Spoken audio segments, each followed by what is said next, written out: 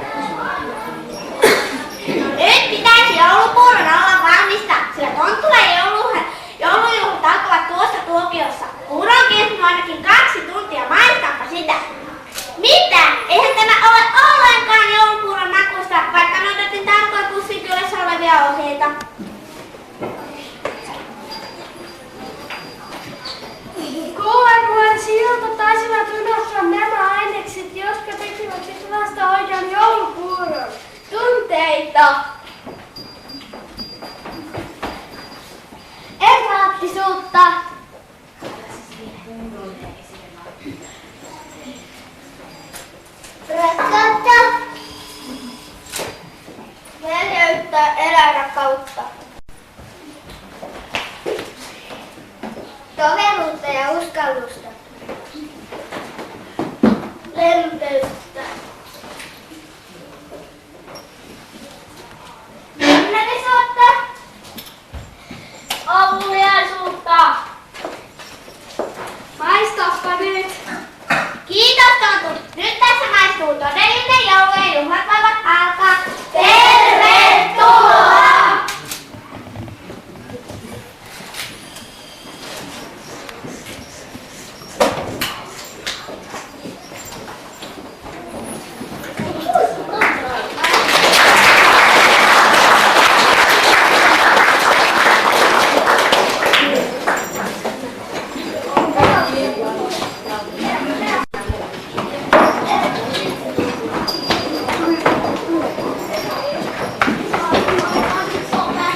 Tervetulleeksi.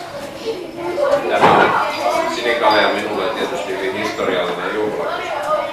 Se on ensimmäinen tämmöinen pienehkön koulun juhla ja tämä on ollut hyvin jännittävää, hyvin mielenkiintoista. Ja uskon, että olette kaikki olleet myötätunnolla meidän asioissamme mukana ja tämä on ollut siinä mielessä hyvin mukava syksy, että on tuntunut, että tässä ovat sekä lapset että kodit olleet meitä tukemassa. Ja nyt kun tontut ovat päässeet toivotuksensa esittämään, niin Tämä verollepano oli ensimmäinen ja tapahtui Kyrennyksen ollessa Syyrian maahanmenosta. Ja kaikki menivät verollepantaviksi kukin omaan kaupunkiinsa. Niin Joosefkin lähti Galileasta Nasaretin kaupungista ylös Juudeaan, Daavidin kaupunkiin, jonka nimi oli Beetlehem. Hän kun oli Daavidin huonettaan sukua, verollepantaviksi Marian kiilakkuisen kanssa, joka oli raskaana. Niin tapahtui heidän siellä ollessaan, että Maria synnyttämismaata tuli. Ja hän synnytti pojan, esikoisensa, ja kapaloi hänet ja pani hänet seimeen, koska heillä ei ollut sijaa majatalossa. Ja sillä seudulla oli paimen ja kedolla vartioimassa yöllä laulunsa.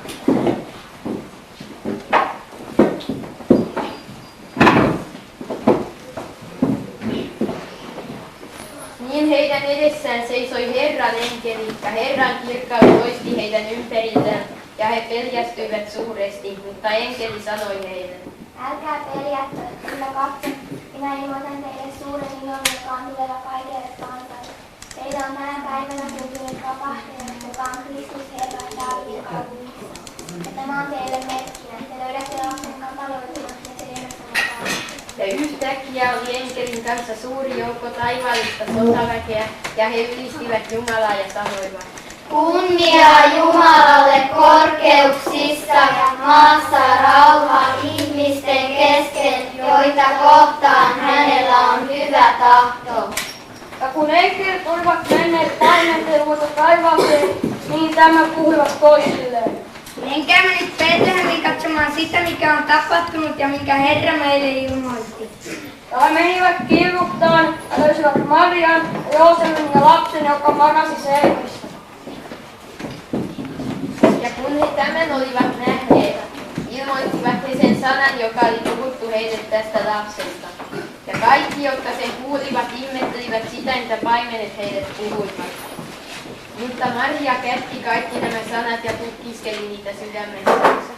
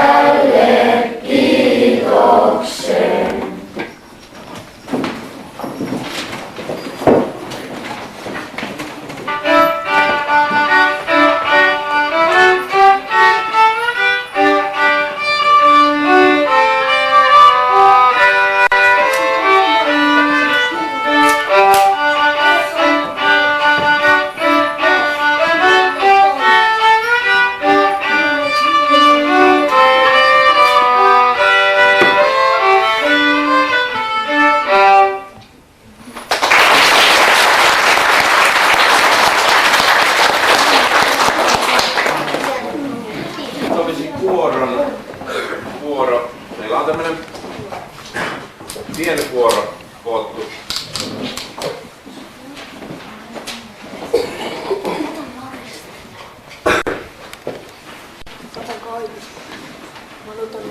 Tällä ei saa niin Tällä on tässä, se on koko puolta. Tässä on vähän lappua. Tällä se on kaikki.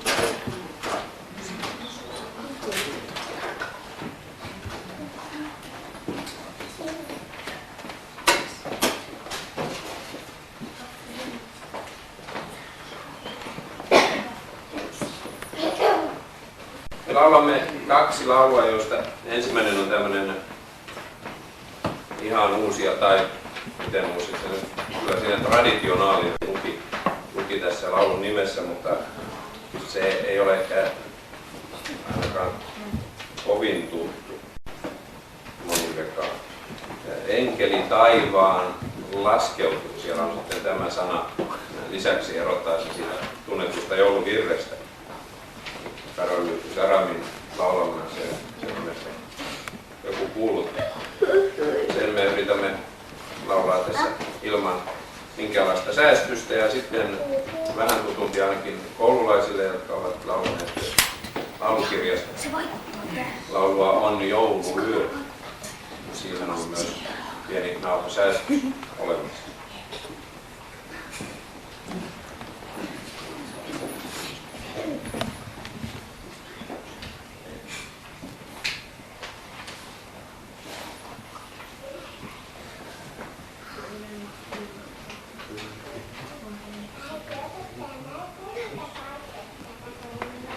Enkeli taivaan laskeutui luokse, paimenten, Betlehemissä nähdä nyt saatte Jeesuksen, Jumalan poika, ihmiset syntyi seineen,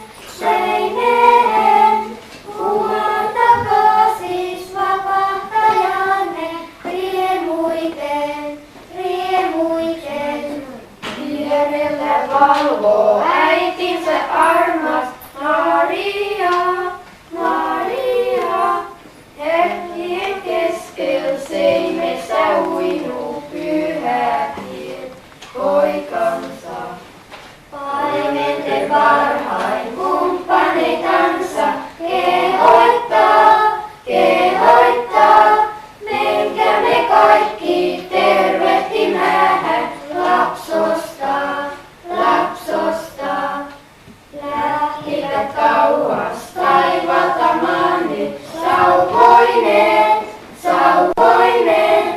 Sydämensä aarteet nöyrästi viemään Herralleen, Herralleen.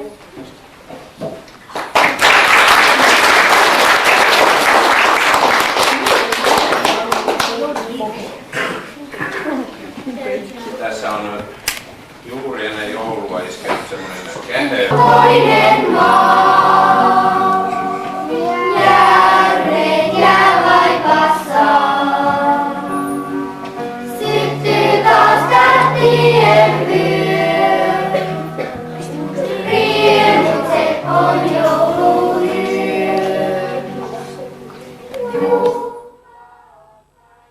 Ei tarvitse siitä.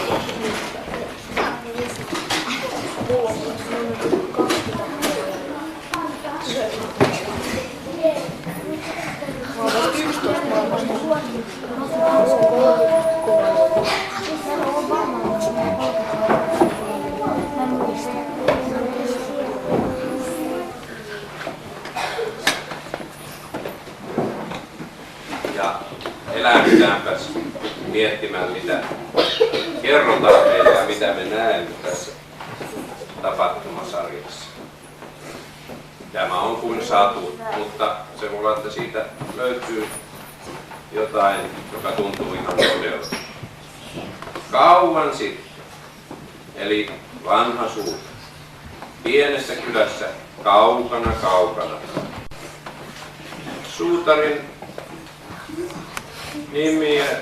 nimeä ei edes oikein muistettu, oikeata nimeä. Hänet tunnettiin kylällä pappana, sillä kaikki pitivät hänestä kovasti.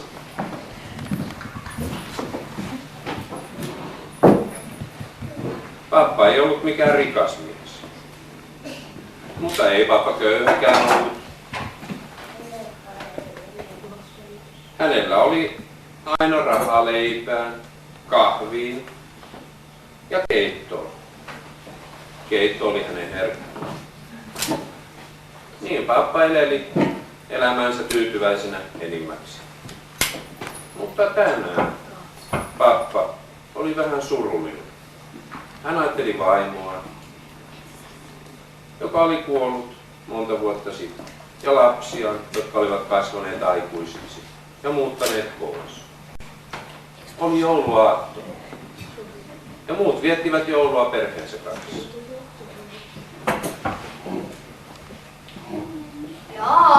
Joo. Sanoi pappa, eikä hänellä ollut ketään, joka olisi saanut hänen silmänsä tuikkimaan silmälasien takaa. Pappa huokaisi, meni korkean hyllyn luo ja otti esille vanhan mustakantisen kirjan.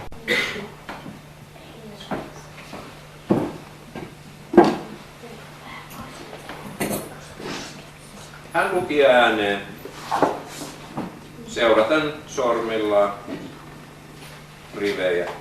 Hän ei ollut koskaan käynyt koulua, eikä hän osannut lukea kovin hyvin. Ja tapahtui niinä päivinä, että keisari Augustukselta kävi käsky, että kaikki maailma oli verolle pantava.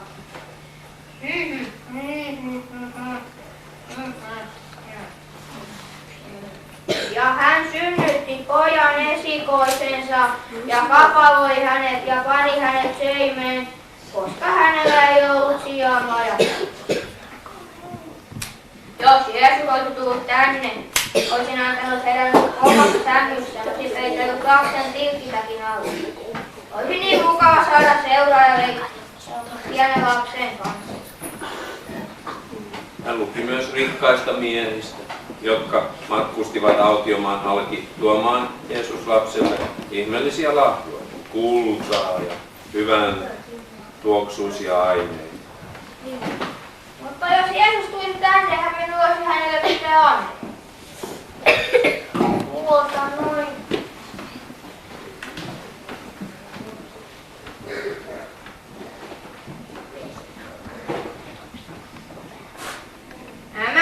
takaisin Jeesukseen.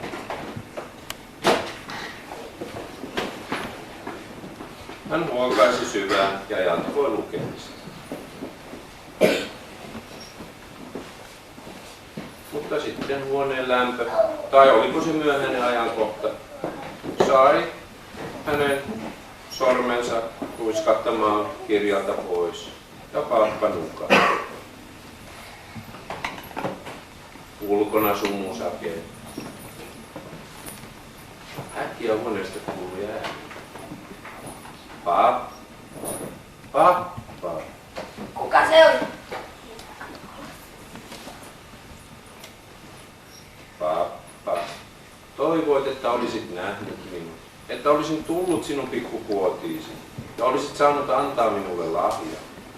Pidäpä huomenna silmällä kylän raitiin. Aamun koitosta, iltahämärä, minä tulen. Ole tarkkana, sillä en aio sanoa kuka on. Se oli Jeesus. Vai olikohan se sittenkin uni? No oli mitä oli. Huomenna minä odotan häntä tänne kylään. Mutta mistä voin tuntea hänet?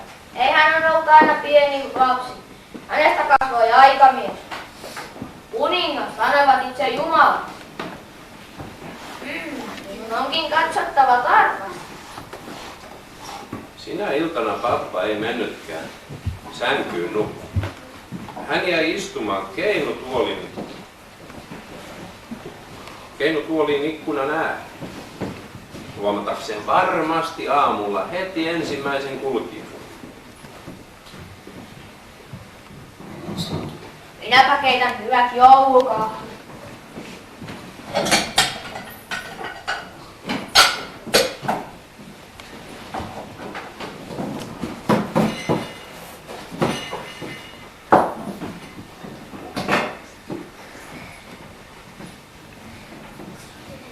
Koko ajan hän piti silmällä kylän raitaa. Ja vihdoin kiemurtelevan tien päässä näkyykin joku kulki. Pappa oli innoissaan. Ehkä se oli Jeesus. Mutta sitten hän vetäytyi pettyneenä takaisin.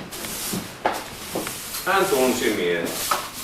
Se oli vanha kadunlakaisija, joka tuli kylälle joka viikko luutiin. Pappaa harmitti. Oli hänellä parempaakin katsottavaa kuin vanha kadunlakaisija. Hän odotti Jumalaa, kuningasta, Jeesusta. Ja hän kääntyi poispäin ikkunasta. Odotti, että mies olisi mennyt ohitse. Mutta kun hän kääntyi takaisin, kadunlakaisija oli juuri hänen asuntonsa kohdalla. Ja pappa alkoi säädellä. Mies parka näytti viluista. Hei! Hei mies, maistuisiko kuppi kahvia? No kyllähän se sopii. Näin olet olevan ihan jäässä.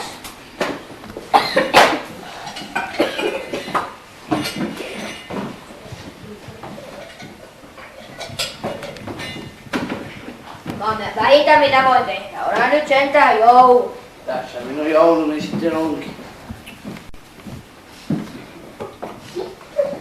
Vieraita tulossa vai? Ette vaan olisi tiedä. Oletko kuullut Jeesuksesta? Ai siitä, joka on sama kuin Jumala.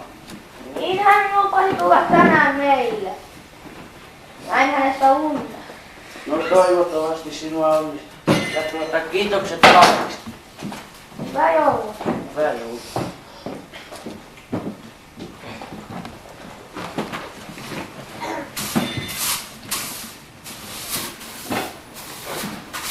Pappa tähyili taas oikealle ja vasemmalle.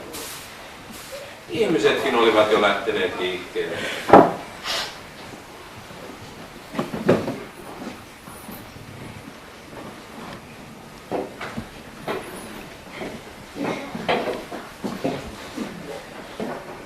Päivää.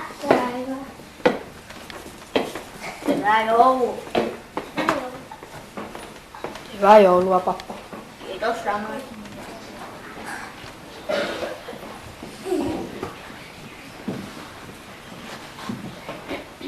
hän ei pysäyttänyt heistä ketään. Hän odotti vierasta. Ja juuri kun pappa oli aikeessa jo mennä puuhiinsa, hän huomasi jo aivan seinän viertä kulki nuori nainen, vauva sylissä.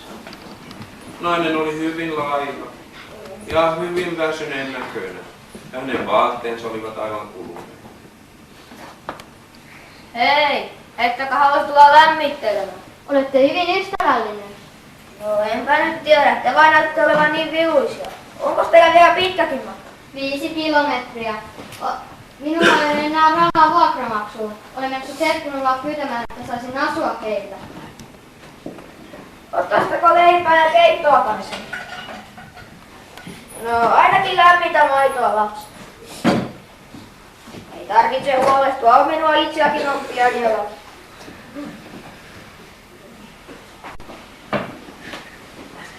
Oi. Pikkuraukallahan ei ole kenkiä. Ei ole rahaa.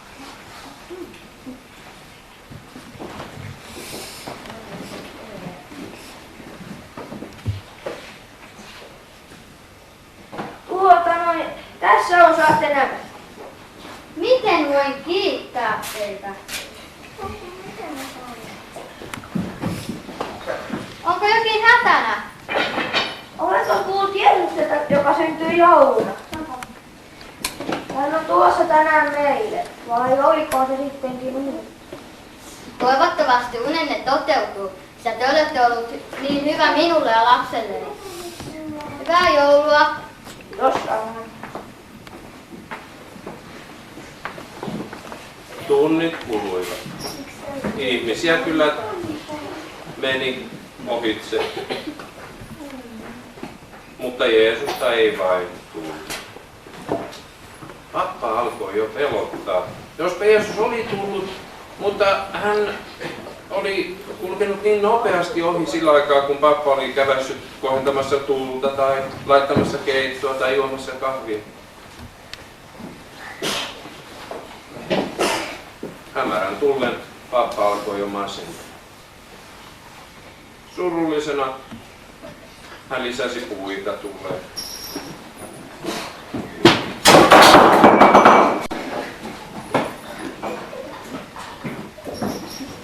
Ja astioitakin siinä hämmingissä sitten putosi.